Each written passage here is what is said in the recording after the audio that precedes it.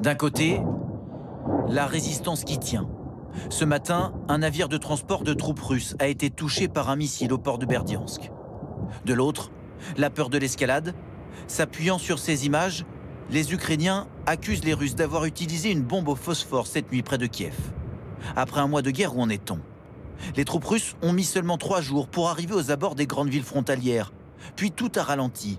3 semaines et demie plus tard, seule Kherson a été prise. Des contre-offensives ukrainiennes sont même en cours près de Kiev et Mykolaiv. Les crocs principaux de la mâchoire supérieure sont sur Kiev.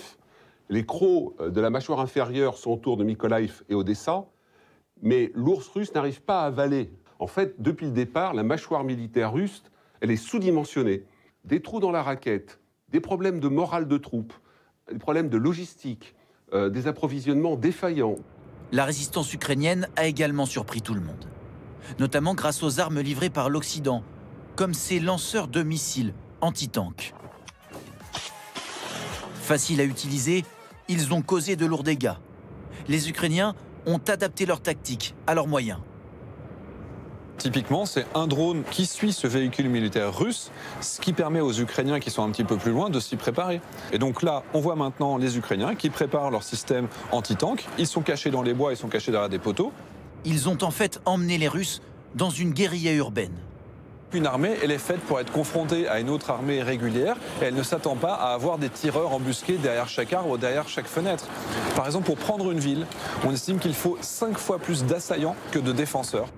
Sur les 170 à 200 000 militaires russes déployés, quelles sont les pertes? Les Ukrainiens prétendent avoir éliminé près de 16 000 hommes.